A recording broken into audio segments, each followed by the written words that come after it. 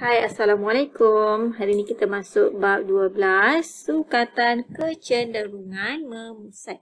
Okay, kalau ingat lagi, masa tingkatan 1, kita ada belajar tentang perwakilan data. Okay, jadi ini adalah sambungan daripada topik yang kita dah belajar masa tingkatan 1.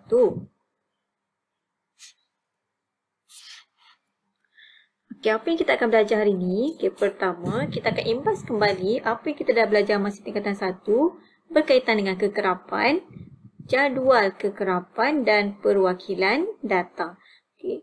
Kedua, ini yang kita akan belajar tajuk baru untuk hari ini iaitu menentukan mode, mean dan median bagi suatu set data tak terkumpul. Okay, apa itu kekerapan? Okay, kekerapan ialah bilangan kali sesuatu item muncul dalam suatu data.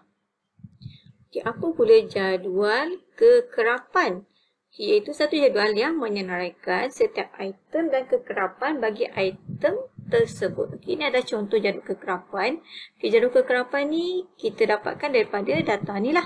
Okay, data ni berkaitan dengan bilangan anak. Okay, kalau kita perhatikan, cikgu pilih data bernilai 2. Maksudnya bilangan anak 2 ada 1, 2, 3, 4, 5, 6.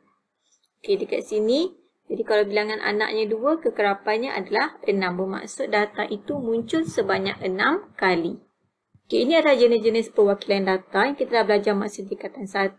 Okay, kita tengok yang pertama, kita ada carta pie. Okay, ini carta pie yang berbentuk bulat.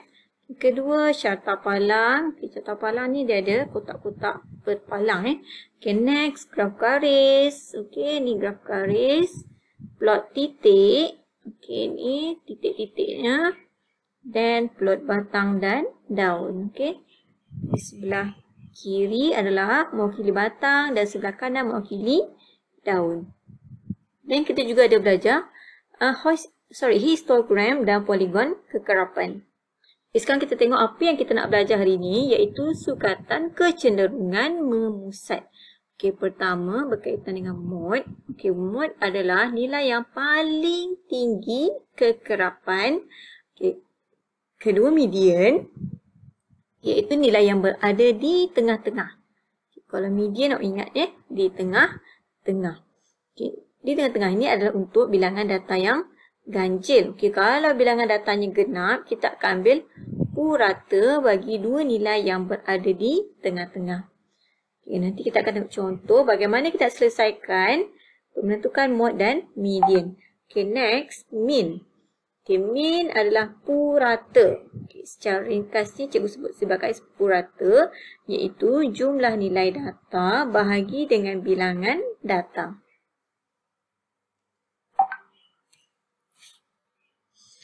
Okay, sekarang kita tengok mode. Tengok contoh soalan. Nyatakan mode bagi setiap set data berikut. Okay, 4, 5, 2, 3, 4, 4, 5. Okay, sekarang kita nak tentukan nilai mana yang paling kerap muncul. Okay, dekat sini, 4 muncul sebanyak 3 kali. Okay, kalau nombor 5, 2 kali.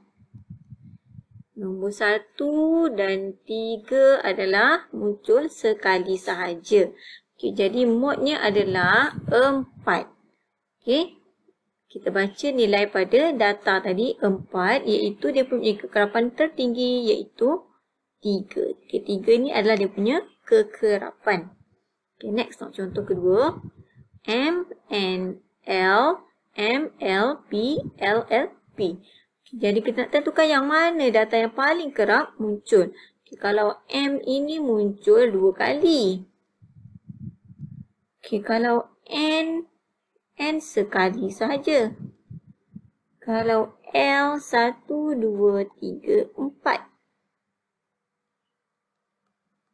Dan P juga adalah muncul sebanyak 2 kali. Okay, jadi modnya adalah L kerana mempunyai kekerapan tertinggi iaitu 4. Okay, L muncul sebanyak 4 kali. Okey, tengok contoh seterusnya untuk kopi teh, kopi, kopi, susu teh, susu teh. Jadi Kat sini, kau tengok, kopi muncul sebanyak 3 kali.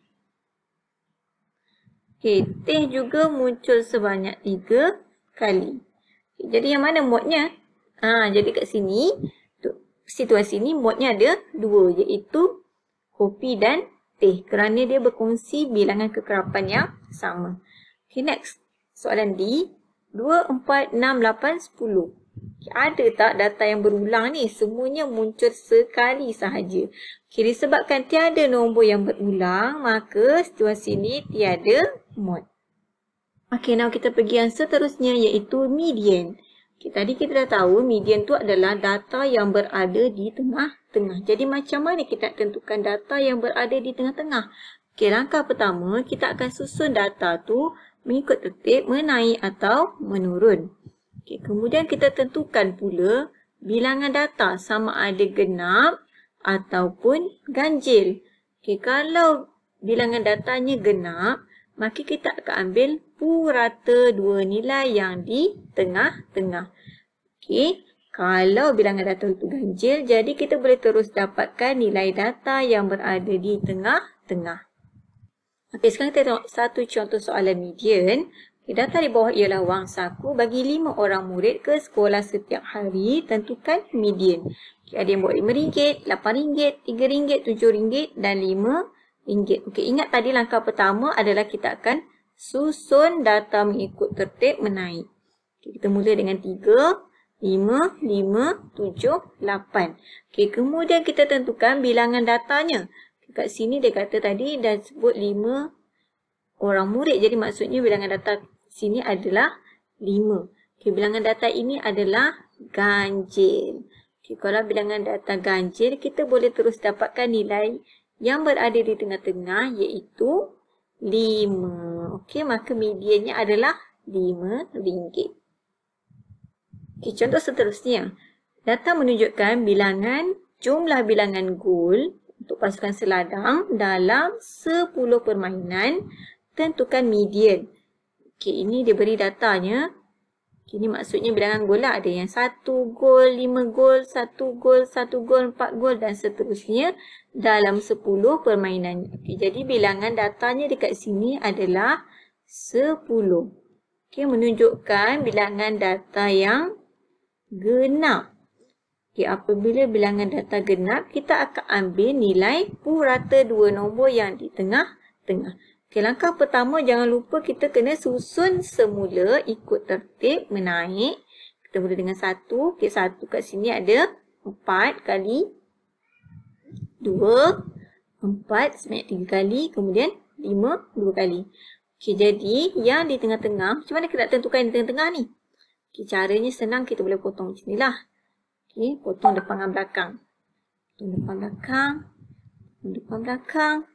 Potong depan belakang. Sampai dah tinggal 2 nombor. Okay, jadi maksudnya 2 nombor ni lah yang berada di tengah-tengah. Okay, jadi kita akan ambil 2 dan 4. Kita ambil dia punya purata. Jadi 2 tambah 4 bahagi dengan 2. Okay, jadi dapat jawapannya adalah 3. Okay, jadi median bagi jumlah bilangan gol adalah 3. Jadi maksudnya sini adalah 3 gol.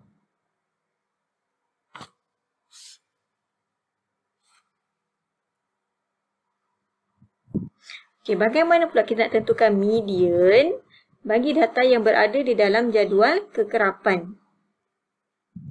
Okey, langkah pertama, kita akan tengok jumlah kekerapan itu sama ada genap ataupun ganjil. Kalau jumlah kekerapan adalah genap, jadi kita akan tentukan purata data ke n/2 dan n/2 tambah 1. Jadi yang ini kita kena buat pengiraan lah ni. Okey. N itu adalah mewakili jumlah kekerapan. Okay, jika bilangan data itu adalah ganjil, jadi kita boleh terus dapatkan data yang pada kedudukan n tambah 1/2. Kalau yang ini kita kena puratakan lah. Sekarang kita tengok contoh. Okay, datanya berada dalam jadual kekerapan. Menunjukkan masa yang diambil oleh 11 kumpulan murid untuk membina model roket dalam satu aktiviti sains. Kita nak tentukan median. Sekarang kita tentukan jumlah kekerapan. Jadi kita tambahkan ni 1 tambah 6 tambah 3 tambah 1. Jumlah kekerapannya adalah 11. Ini adalah data ganjil. Jadi kalau data ganjil, kita boleh terus tentukan data yang berada pada kedudukan n tambah 1/2. N ini adalah jumlah kekerapan iaitu 11. Jadi 11 tambah 1, 12 bahagi 2 dapat 6. Ini bukan jawapan lagi. Ini adalah kedudukan data. Data yang ke-6. Sekarang kita nak tentukan yang mana data yang ke-6.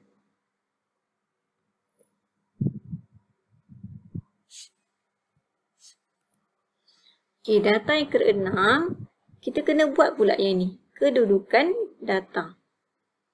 Jadi ini data pertama. Iaitu 10. Seterusnya data yang kedua adalah 20. 2 hingga 7. Macam dapat 2 hingga 7 ni sebab 1 tambah 6 dapat 7. Kemudian 6. Tambah 6 dapat 7. Jadi 7 tambah 3 dapat 10. 10 tambah 1 dapat 11. Jadi selepas 7 adalah 8. Jadi 30 adalah data ke-8 hingga ke-10.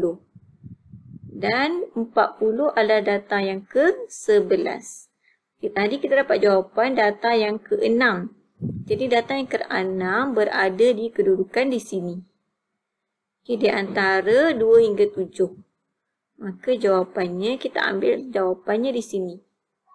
Ini kekerapan 6 ni kekerapan. Datanya adalah masa 20 minit. Maka data ke-6 ialah 20. Maka mediannya adalah 20. Sekarang kita tentukan median yang berada dalam plot titik. Plot titik menunjukkan jumlah bilangan kehadiran murid ke perpustakaan dalam 6 hari. Kita tengok hari yang pertama ada 2. Hari kedua ada 4, hari ketiga ada 4, hari keempat ada 2, 5, 0, 6, 1. Jadi kalau kita jumlahkan kesemuanya, 2 tambah 4, tambah 4, tambah 2, tambah 1. Jadi kesemuanya adalah jumlah kekerapannya adalah 13. Jadi mediannya adalah data tadi ingat, tadi rumusnya n tambah 1/2 untuk data yang ganjil. 13 tambah 1 bagi 2, jadi kita dapat 7. Jadi kita tentukan data yang ke-7. Di mana data yang ke-7? Dekat sini ada 2, jadi maksudnya sini bermula 1 hingga 2. Kemudian lepas 2, 3. 3 hingga 2 tambah dengan 4, dapat 6. 6 tambah dengan 4, 7 hingga 10. 10 tambah dengan 2. Maksudnya 11 hingga 12. Ini tak ada. Jadi di sini adalah data ke-13. Jawapan tadi adalah data ke-7. Data ke-7 berada di sini. Maka mediannya adalah 3. Kita tengok lagi satu. Ini adalah median pada carta palang. Carta menunjukkan bilangan kupon makanan sempena hari co-curriculum. Ini adalah bilangan kupon Kalau ada 1, 1, 2, ada 3. 3 ada 6. Jadi kita akan tentukan jumlah kekerapannya adalah 16. Jadi kita tambah ni dapat 16 lah. 3 ni 6, 4, 2. Jumlahkan dapat 16. 16 ni adalah data genap. Jadi nak dapatkan kedudukan data. Jadi kita akan puratakan. Kita akan dapat data ke-8 dan ke-9. Macam mana nak tentukan data ke-8 dan ke-9 ni kedudukannya? Kita tengok ini yang pertama. Data yang pertama. Yang ini adalah data yang ke-2 hingga ke 1 tambah 3 tadi 4 Jadi data ke 2 hingga ke 4 lah.